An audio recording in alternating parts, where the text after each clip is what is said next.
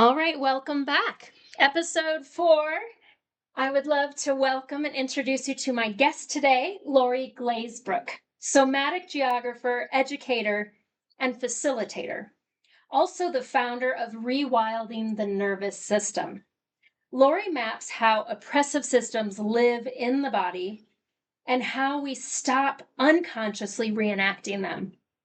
She works at the intersection of somatic practice, elective care, and embodied leadership.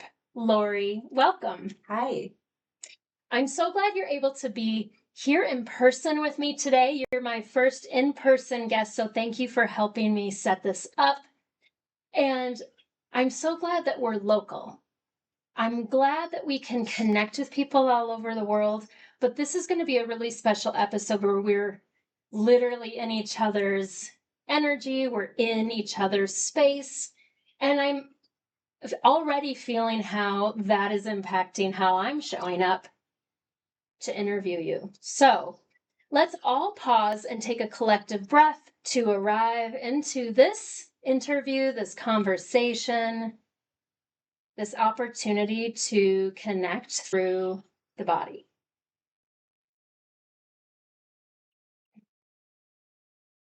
So beautiful.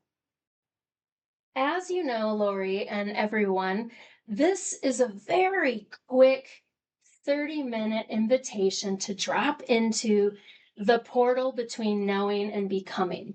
And the first question I'm going to offer you is, what do you know to be true about the body based on your body of work?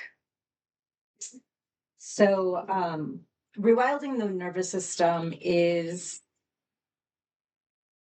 honoring the fact that our nervous systems already know what's true. Mm. They already orient towards truth, towards connection, towards life, right? So, yeah. So I feel like your work is really, experiential. And so even in what you just said, it's an invitation for us to slow down. Yes. And we talked before we hit record about how important it is to slow down because all of our processing speeds are different, how we process.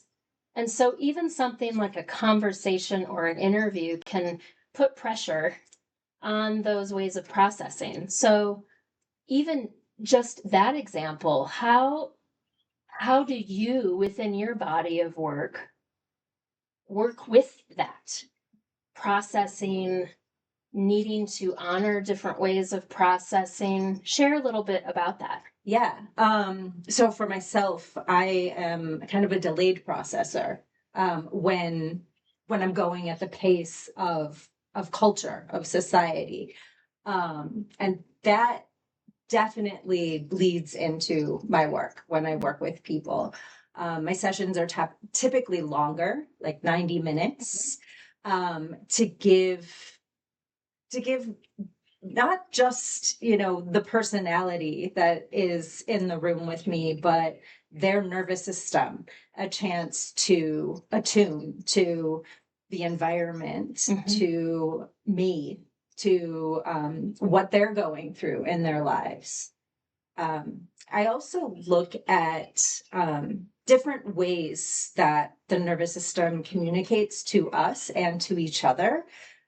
It can show up in a multitude of ways. It can show up in body language, in whether or not I want to lean back or lean forward. It can show up as a random image or a smell that might remind me of something or remind the person that I'm working with of something.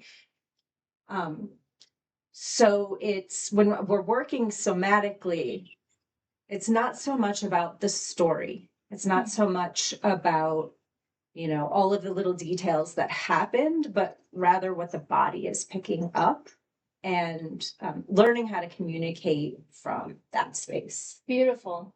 Thank you. So would you be willing or comfortable? I know it's hard to on the spot create a moment that might be a sacred moment with a client, but might you give us an example of how you would arrive, that it might even help us arrive even just a little bit more right now? Right. What's coming to me is kind of my personal practice. Great. Right. So it would be, dropping in, right? That's the first step, right? Is to kind of, orient to the space that you're in. I am. Is this the somatic geography that Yes. you're referring to? Yes. So I am a somatic practitioner, but I'm a geographer by education. And geography, we talk, a lot of people think that it's just where are things on the map, right? But it's really our sense of place.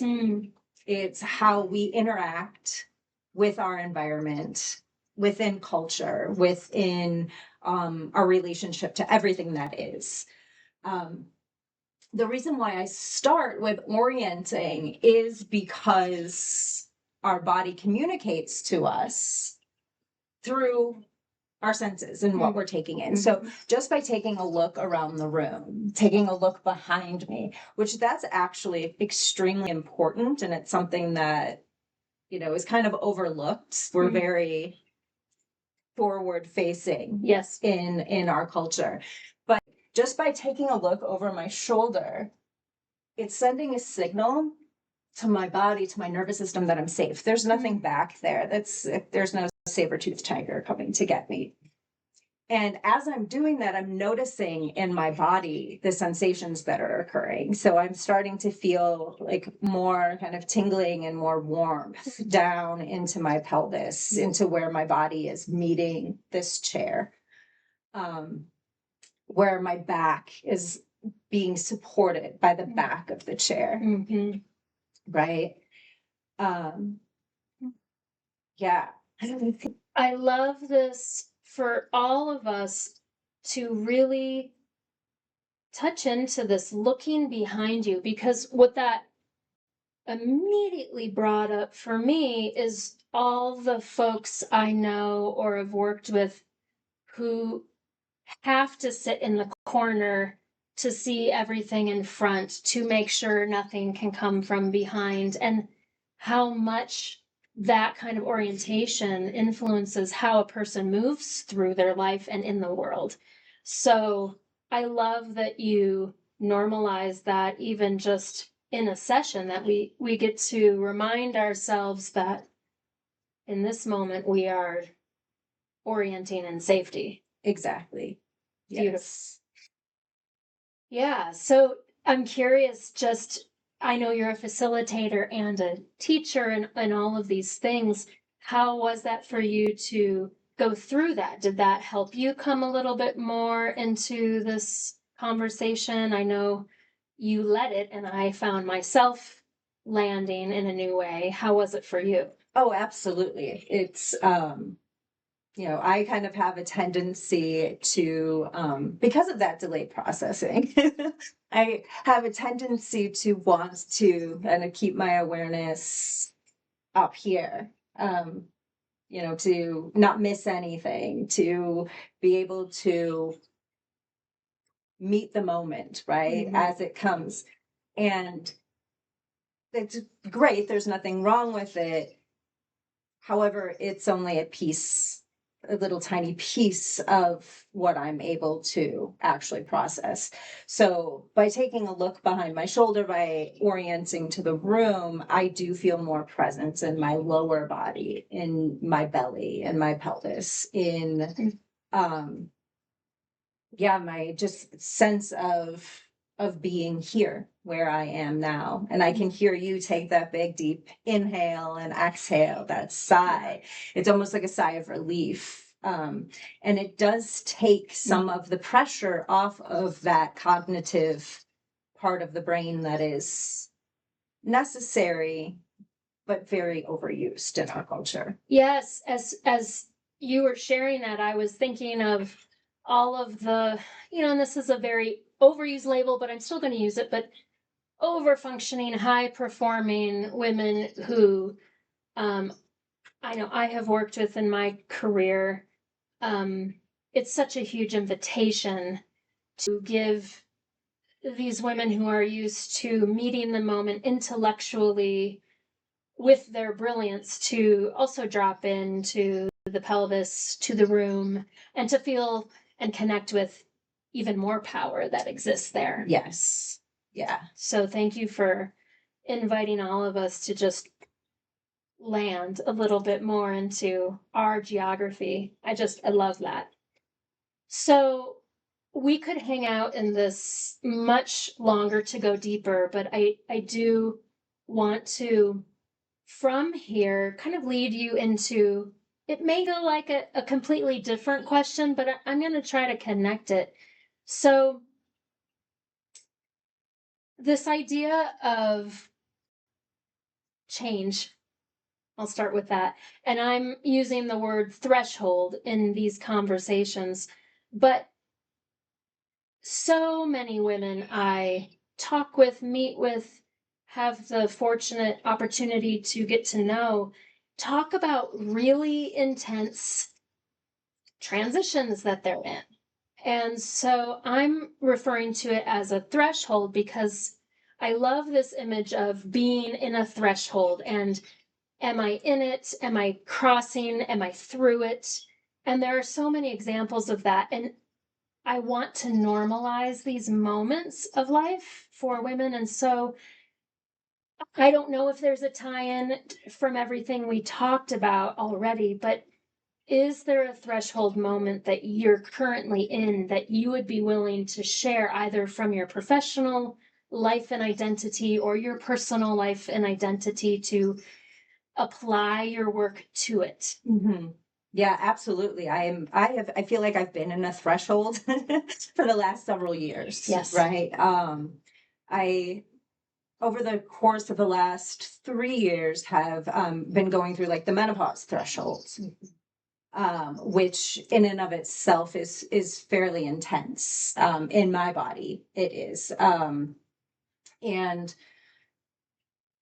so it's almost like having to learn a new body, having to,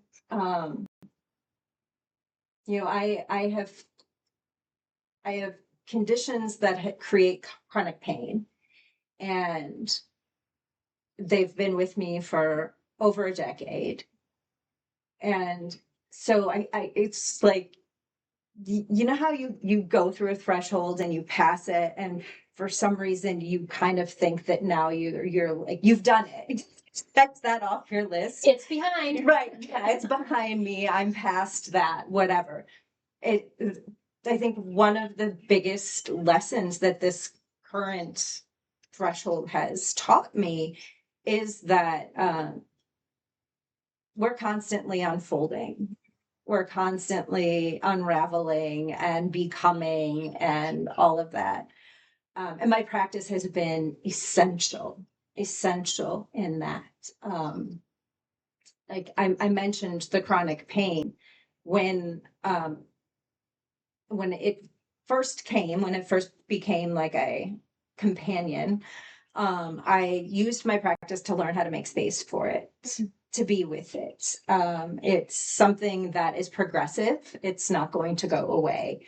And I'm not, the medications that can typically work for it, I have bad side effects from them. So it was very apparent to me that if I was going to, thrive, I had to learn how to make space for reality, for what is. So I'm obsessed with your title of Somatic Geographer, and I may not have the nuances correctly, but what I heard you just say is you invited chronic pain to be in the room with you, and you made space for it. And there's something that feels so beautiful, I don't have the words for it, about allowing chronic pain or the progression of that experience or menopause, any of these things, to coexist and be a part of your habitat and what does that look like? And I'm seeing mountains. And anyway, how does that play out in your work? I know you're a writer and you write beautifully, but how would you further describe chronic pain in this space with you? Right. It's not, I used to describe it as like kind of a roommate that you didn't, that left dirty dishes in the sink or Legos on the floor or, something that was, I don't like rolling things in glue and glitter and, making it all love and light and already healed and already whole. To be honest, that feels like self-gaslighting. So for me, making space for reality. And, you had said, maybe there's mountains. It's like, yeah, maybe this mountain is kind of hard to climb right now. Right. It's making me think of when my kids were little. We used to hike section 16, which is here in town. It's a really long hike. We would spend the day doing it and take our time. But there would always be some point during the hike where it would be like, oh, it's taking forever. And like, I would always say yes, and we have to get back to the car, right? It's like you can either let that, like, oh no, I cannot handle this anymore. You can either, let that rule the day, which then kind of spirals into like, Yes. more I don't want us, that doesn't feel good, or you continue to go and you make your way through the woods and you see beautiful things. It's the yes and you just described a yes and moment beautifully. Yeah. And I think the metaphor of nature or hiking movement is perfect, right? Because there is the beauty all around and the body may not want to continue. And your car still is a mile down. Yes. Yes. So how to make space, your words, for all of that. Right. Yeah. And it's also like I want to make sure that I differentiate between like this cultural perseverance that like, put your blinders on, put your head down and just go, go, go. That's not what I'm talking about. It's summoning a strength from the earth. We're mammals. We're mammals, and our nervous systems connect to each other. They connect to our environment. They connect to the earth itself.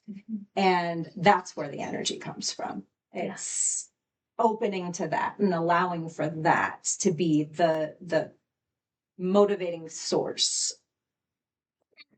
So I think that's a perfect moment that we can begin to say, okay, so what happens from that place where you're deconditioning from a cultural norm of pushing and picking up by bootstraps? Rather, now we're summoning from the earth and we're connecting to our mammalian primal selves. So moving from that place, how do you invite movement in during those moments? Well, it starts with intention, right? It starts with intention. It starts with letting the stories, I should push through this. The shoulds, the conditioning, letting that fall away and then allowing something else to rise. And for me, it comes from curiosity. It comes from, how do I want to be held in this moment? Do I want to be laying on the floor? Do I want to be sitting? Do I want to be standing? Perfect transition moment to our third section, which is about movement. So you and I had a conversation recently about stillness versus movement. And so I want to call that in. And then I also want to repeat and reiterate what you just said about asking oneself, how do I want to begin? And so I think this is a perfect place to start. And since you do lead movement, I want us to create this together rather than just me saying, and now we move. But I hear you giving us personal autonomy to choose floor, seated, standing, and from there, what would you invite next? If we were to, in our third section, what is true for the body right now in this moment? Right. Right. It's as I said, it's just a never-ending cycle of curiosity. After you have chosen whether or not you're laying on the floor, sitting, standing, and that's to meet the energy that's it that you are experiencing in the moment. It's not what I want to be, what I think I should be. It's where am I right now? What is the energy within my body, and how can I meet that, right? So, sometimes if I'm meeting anxiety, I'm not going to just sit and close my eyes and, force stillness to happen. I might shake my hands or, start moving in a way that kind of meets that anxious energy so that I'm not throttling it. I'm not trying to fix it, right? Perfect. I mean, you have such a gift of bringing language and description to something that is nonverbal. And so I want to echo what you're saying and invite all of us into a couple of moments of meeting ourselves in the moment of what is true for where we are right now. So that's myself and Lori, but this is also an invitation for you all to meet the moment. Sometimes it's choosing to be in the moment in our bodies with silence. In leading groups, sometimes there's that conflict. Some people would like music, some people would like silence. And so what I've chosen here for us is everyone can choose. You can just keep this on because we're not going to play music for you. You could put on some music. But Lori, what would meet your moment? So could I play something? Would you like silence? How could I offer you a couple of moments to meet the moment for yourself and see what emerges? Actually, the bird song and all of that is perfect. Right. Yeah. So we have some nature sounds here. We have birds, we have waves. And so Lori and I are going to take a couple of minutes. I'll be using my voice a little bit just so you aren't completely feeling like we've left you. But we're going to commit a couple of minutes to ourselves to meet the moment. Lori, do you want to say anything as you connect? Do you like to narrate that? Or I want to hold space for you because this is a conversation where we get to witness someone who's willing to come present and share what happens when you meet the moment. Right. How can I support that? Hmm.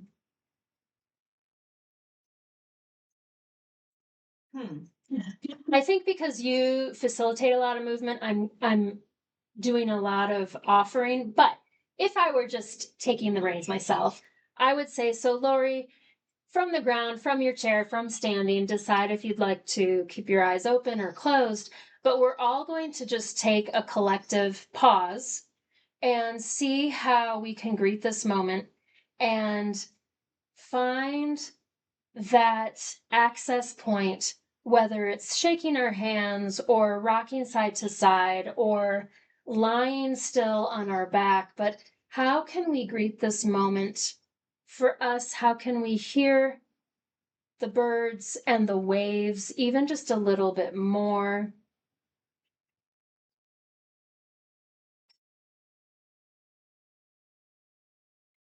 For some, it's connecting more with the breath and finding the inherent movement in the wave cycle of a breath, inhaling and exhaling. Movement can be subtle, it can be very obvious. You can't get it wrong. But it's amazing how taking just a couple of minutes to allow a movement to emerge, how it can offer us so much back. Take another minute. If you have music playing, allow yourself to hear and connect with it just a little bit more.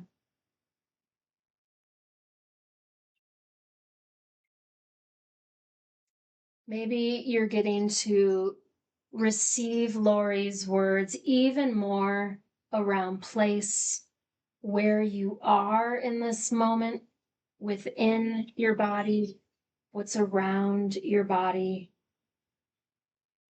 Is there space for you to move? How can this moment move you?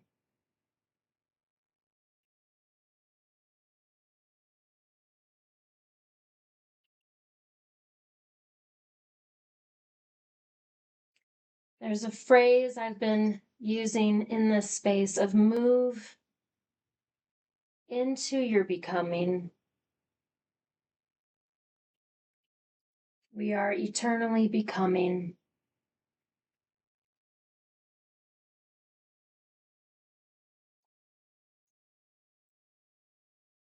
Allowing the energy of Lori's share to support your own threshold moment even a little bit more so you can feel supported, not alone.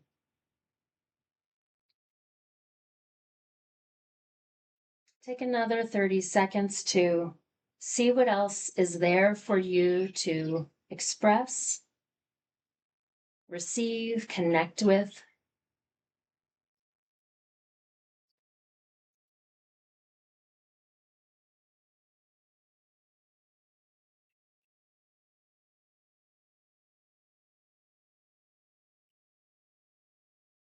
There's an element of sensation seeking, right? That comes along with that curiosity. It's, for me, it's that curious exploration of, the sensations in my body and how can I meet them. You had asked, how can we hear more? And I'm asking, how can we feel more? How can we invite our awareness to explore the sensations, to seek them, and then allowing for the natural movement to come. So, like, as I move, I'm not thinking I'm going to stretch my arm. It's more of a following an impulse that's there.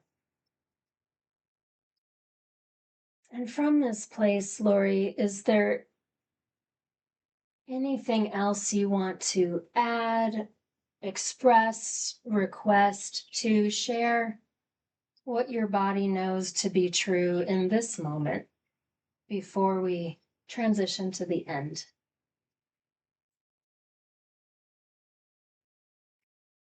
Our bodies are always seeking safety and connection.